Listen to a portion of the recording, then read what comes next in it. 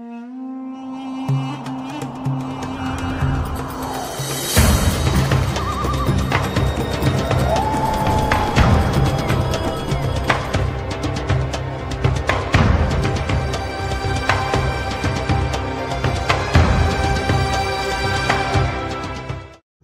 अल्लाह के नाम से जो बड़ा मेहरबान और निहायत रहम करने वाला है।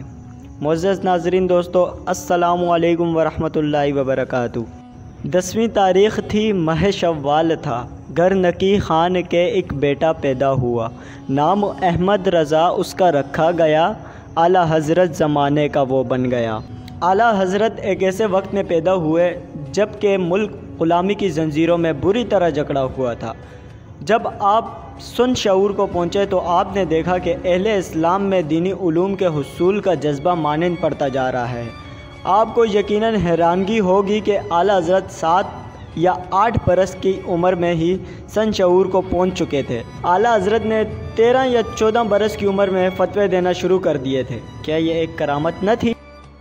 आला हज़रत ने अहले इस्लाम को उस वक्त बेदार करने की कोशिशें की जब हर तरफ अंग्रेज़ी ज़बान और अंग्रेज़ों के तौर तरीक़ों को अपनाने की कोशिशें उरूज पर थी।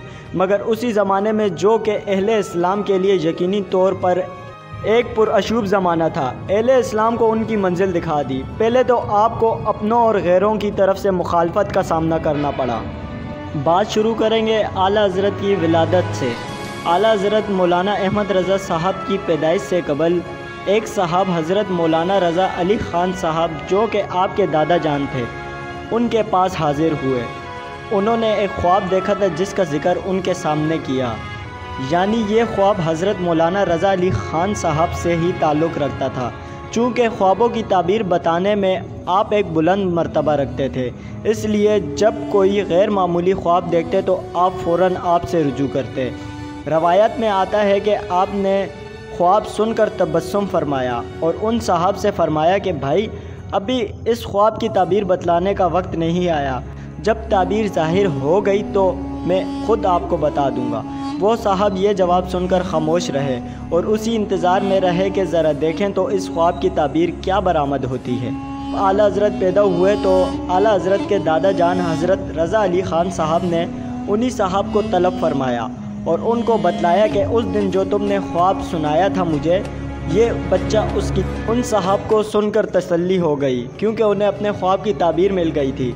ये वाक़या काफ़ी अरसे तक वो लोगों को सुनाते रहे। हज़रत रज़ा अली ख़ान साहब ने इसी मजलिस में कहा, सुनो, इंशाअल्लाह ताला बड़ा ज़बरदस्त आलिम दीन होगा और इससे दीन बड़ी दूर तक फैलेगा। ये बशारत सुनकर तमाम अहले खाना में खुशी की लहर दौड़ गई। उनके घर एक ऐसा आलिम दीन पैदा हुआ है जिसकी बदौलत उन सबको इज़्ज़त हासिल होगी। आपकी विलादत बासआदत 1856 में बरेलवी शरीफ में हुई। ये दौर अहले इस्लाम के लिए बहुत ही मुश्किल दौर था। मुल्क में अजीब किस्म की अफरा तफरी फैली हुई थी। अंग्रेज़ अपनी सियासत और तदबीर के ज़रिए पूरे हिंदुस्तान पर कब्ज़ा करता चला जा रहा था। आपकी विलादत के महज 1 बरस के बाद ही जंग आज़ादी लड़ी गई और उसमें फ़तह के बाद अंग्रेज़ों ने अहले इस्लाम पर जुल्म व सितम की इंतहा कर डाली, क्योंकि इस जंग में फ़कत मुसलमानों ने ही बढ़ चढ़ कर हिस्सा लिया था। लाजमी बात है कि जब अंग्रेज़ मुकम्मल तौर पर हिंदुस्तान पर काबिज़ हो गया तो उसने मुसलमानों को ही नुकसान पहुँचाना था। ऐसे हालात में आपकी विलादत बासादत हुई।